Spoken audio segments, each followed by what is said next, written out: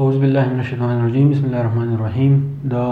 کلاس 9 بیولوژي په 3 نمبر چپټر کې اخیری ټاپک ته ډیفورسټیشن څه ته وایي تاسو وګورئ دا دوه الفاظونه جوړ دی یو ډي دی یو فارسټیشن دی په دې کې دا ډي ای ویل کېږي ریموول یعنی لر کول فارسټیشن ویل کېږي څونه ونې بوټي چې دي څونه ونې بوټي چې دي د هغې کټۍ موږ کوو نو هغې ته ویل کېږي ډیفورسټیشن خو د دې خاص ډیفینیشن چې دی په هغې باندې ځان پوه کړئ چې تاسو ته لیکم دا ځان سره نوټ کړئ چې کله موږ ووایو چې د کټینګ of trees in unwise and unplanned manner مطلب د دې دا دی چې د cutting of trees in unwise and unplanned manner کله چې موږ د ونو کټای کوو په unwise طریقه باندې unwise دا دی چې کله موږ یو ځنګل ته لاړ شو یا موږ یو غر ته لاړ شو هلته کې موږ ونې کټ کوو یا پټو کې موږ ونې کټ کوو خو موږ سوچ نه دی کړی خو چې موږ ډایرکټ لاړ شو موږ د ونو په کټای باندې شروع کړو نو هغې ته ویل کېږي انوایز انپلانډ مینر چې دی دا بټو کې یو دي چې د مخکې نه زموږ سره پلانینګ نه وي مطلب داسې یو ونه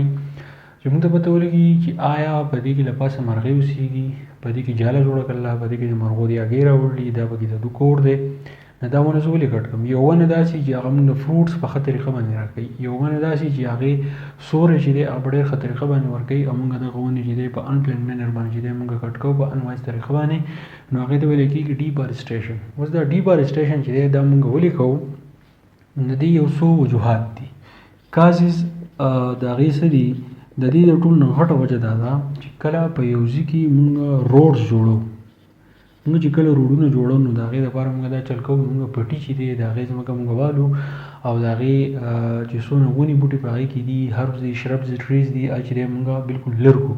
د هغې نه علاوه موږ ونې چې دی لر کوو د کلټیویشن لپاره یعنې کلټیویشن لپاره موږ داسې کوو چې زموږ خلک چې دی باغونه کوي باغونه ول چې دی پیدا نه کوي دا ونې چې دی دا مکمل کټ کړي یا په غر کې چې دی دا ونې کټ کړي د سبزۍ دپاره یا چې د غنمو دپاره یا د وښو دپاره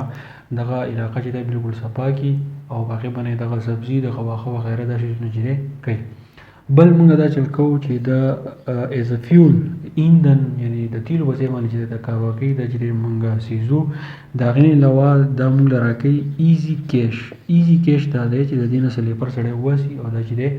بیا خرڅوي د هغې نه علاوه د ونو کټایي د څه دپاره کېږي د میډیسن لپاره میډیسن داسې دی چې زیاتره دوايانې چې دي هغه پای کې چې موږ سره بوټ استعمالېږي حکیمان چې دی په دې پسې ګرځي او دا ونې د پاڼې وغیره دا هر څه چې دی کټ کوي خو چې کله موږ ونې کټ کړو د دې کارونو دپاره نو زموږ په ماحول باندې دا بیا خپل اثرات پرېږدي خپل اثرات په دې کې د ټول نه اولنی اثر چې دی هغه دی فلډز سیلابونه بیا راځي سیلابونه داسې راځي چې کوم ځای کې ونې نه وي نه هلته کې بیا زموږ سره چې دی باران زموږ سره کېږي د هغې د وجې نه دونه بارانونه وشي چې بیا زموږ سره چې دی سیلاب راځي په کوم ځای کې ونې نو سیلاب د اثر چې دی دا خامخا ورکوي بل چې دی د دې سره سایل ایروژن کېږي کله چې ونې موږ کټ کړو نو هغې سره سایل ایروژن کېږي سایل ایروژن داسې چې په یو ځای کې ونه نشته او ډېر زیات تیزې سیلې راشي یا د غر په سر باندې چې دی ګټې پرتې دي ډېر تیزې سیلې راشي نو دا ونه چې دی دا چل کوي چې دا خاوره چې دی دا ځان سره بالکل یو ځای داسې نیولې کلکه خو چې کله تیزې سیلې راشي دا خاوره چې دی دا ورسره الوځي او دا ګټې چې دا بیا راتاویږي روډونه وغیره دا چې دی بلاک کوي نو دې ته چې دی موږ سایل ایروژن وایو بل د دې اثر به دا چې زموږ سره به رینفال ډېر زیات کېږي ما تاسو ته مخکې وایو چې کله رینفال کېږي نو د هغې نقصان به دا چې د هغې سره سیلابونه چې دی بیا ډېر زیات راځي او په کوم ځای کې ونې نه وي مطلب دا دی چې ډیفارسټیشن په های سطح باندې شروع شي نو د هغې سره ګلوبل وارمنګ چې دی هغه سره سیوا کېږي ګلوبل وارمنګ دا دی چې هر کال د ارث ټمپریچر چې دی هغه 1 ډیګري چې دی سیوا کېږي او چې کله ګرمي سیوا کېږي نو د هغه د ځان سره بیماریانې هم راوړي او ډېر زیاته ګرمي راوړي او بیا انسان چې دی